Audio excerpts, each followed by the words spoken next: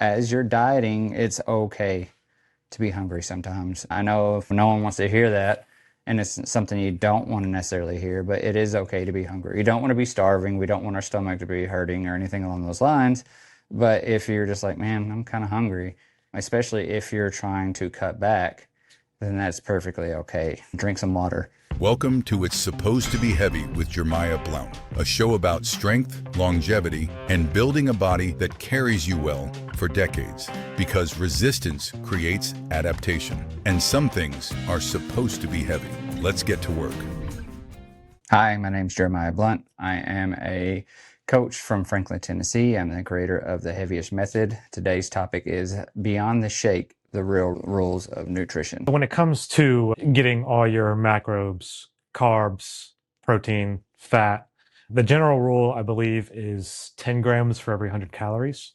So 100 calories being you need 10 grams of... So if you were looking at, let's say you were on the go and you had to run into a store and get some jerky or find something, of course, depending on how much fats and things, that may vary. But a good rule of thumb is if you're wanting something quick, you would roughly want 10 grams of protein per 100 calories. So that way it's well balanced, because you can see some of these where you'll see 10 grams of protein, 250 calories, 300 calories. So that just doesn't compute, because that's probably a lot more fats than you really need.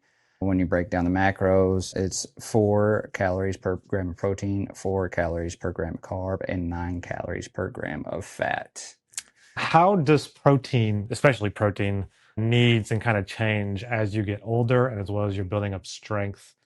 Do you just need to just eat as much protein no matter what, or do you try to go for different proteins? There's a bunch of different things that go on there, depending on how well your health is, or how your liver is, and things along those lines. Generally, if you don't have any type of liver issues, a rough estimate, this is rough, is 1 gram of protein per lean body mass.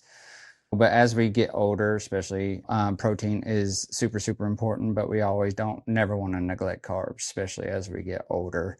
Some people actually find that eating a little bit more carbs as they get older versus protein affects their body a little bit better.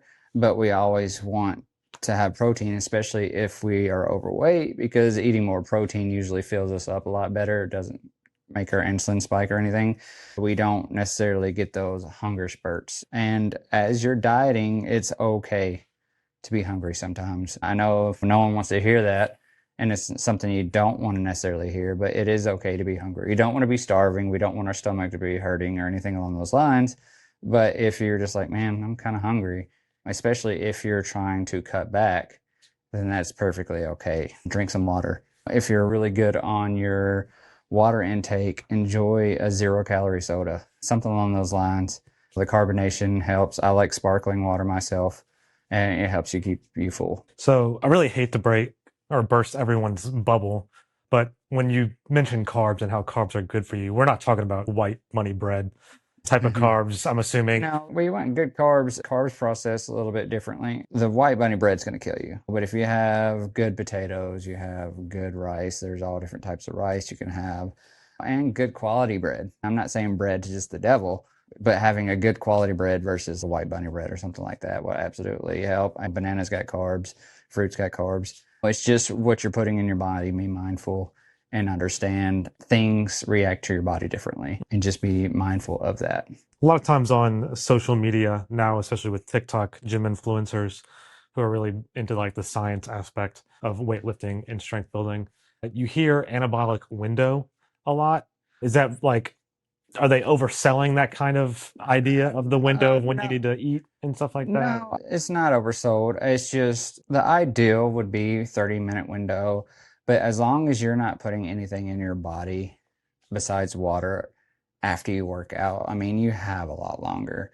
It's just more effective if we go ahead and hit that 30-minute window. Also, it's good that you won't forget. If you have a shake or you have a good meal and you put yourself off longer, there's higher chances of you not getting the exact meal that you planned. Some people maybe plan on having a shake or have a prep meal. They don't eat it. They get busy at work, things go on, and then the next thing you know, it's like you're super starved. You forget about your meal, and then you go eat something that you really shouldn't. When it comes to the anabolic window, how would you define that in layman's terms to someone who's just now looking into their nutrition on top of their weightlifting? A really simple way is after you work out, your body's craving substance and having that window where your body's peak because you just had a hard workout.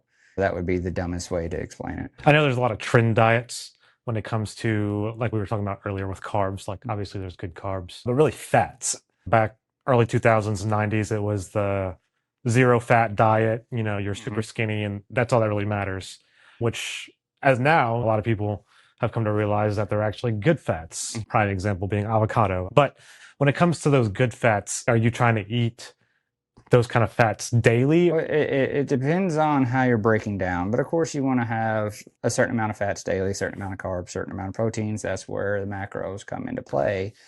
But your overall goal too and how your body responds, if you're doing a 40-40-30 split in your macro system, that's 40% carbs, 40% proteins, and 30% fats, you want to keep those fat numbers down. And generally, when you really want to lean out, a lot of people, unless they're in a state of ketosis, generally can increase their carbs, decrease their protein a little bit, but really make sure they're hitting that minimum amount of fat that keeps their hormones regulated and still be able to cut.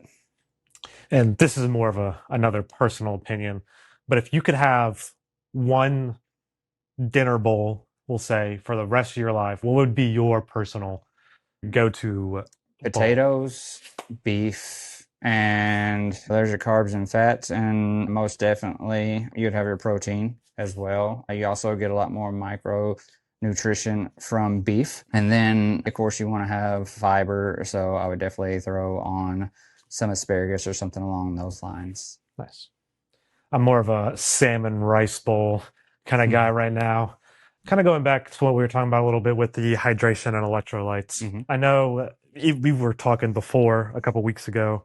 I think you called it death water. Dead water. Yes. Dead water, yes. Sure, a lot of people don't understand what dead water means. Essentially, what it is, a lot of these things that have been processed over and over again don't have any actual minerals in the water. If we drink too much of it, we can actually make us sick from water poisoning. So we want to make sure that we have a good, healthy balance and actually stay hydrated. We need magnesium, potassium, and sodium to hydrate the body. So liquid IVs, any of those packets along those lines will definitely help. Throw in those 1 or 2 a day. You don't want to overdo it though, because it can affect your digestive system, and you don't want to just overdo it every single glass you have, right?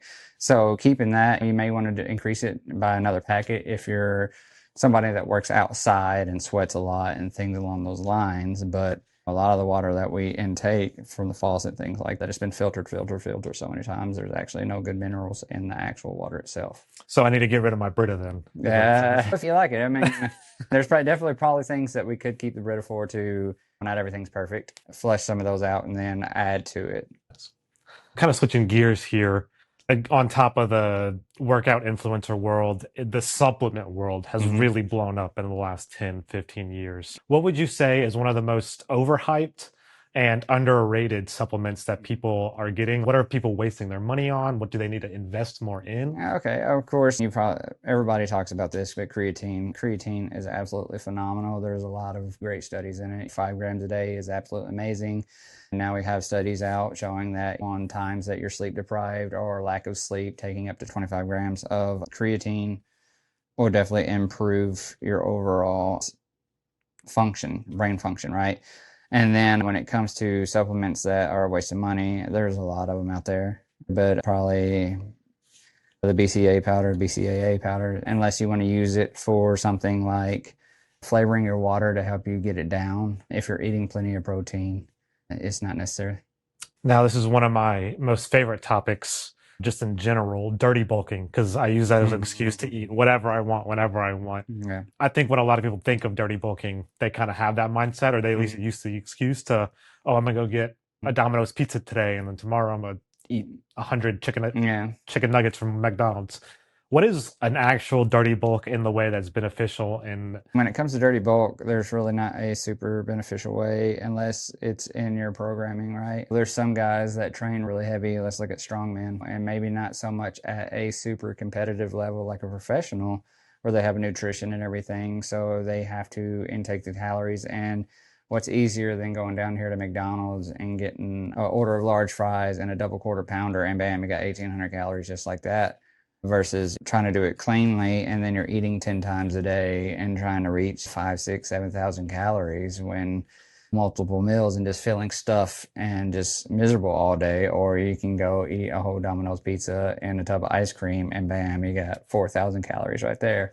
But it will reflect on your body and your overall health. Do your research, find out what suits you. I don't suggest an absolute dirty bulk, but some people live by it. Some people just have the metabolisms, they can handle it.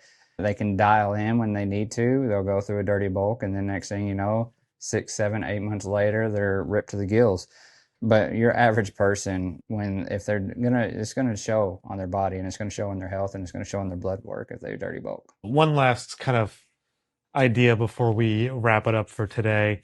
What would be the best way for someone to figure out what their body needs for their nutrition are? Do they just need to go to the doctor and ask? So there's a bunch of different ways. There's a bunch of different YouTubers that give you formulas that you can look up. Where I would start is find out what you're allergic to. Go find out your food allergies. Not all food allergies affect you the same way. Not all of them are going to make you break out in hives. Not all of them are going to make you swell or cut off your breathing. But what they can do is cause inflammation, make you feel bad, stuff like that.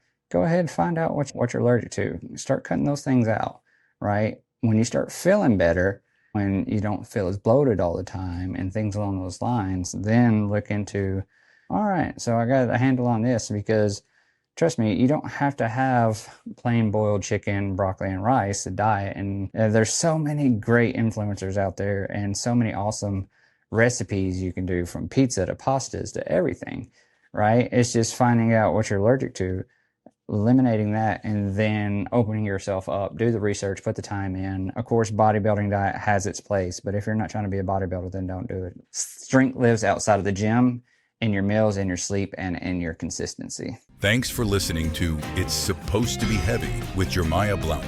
Train hard, recover well, stay capable, and remember, aging is mandatory. Weakness is optional. See you next time.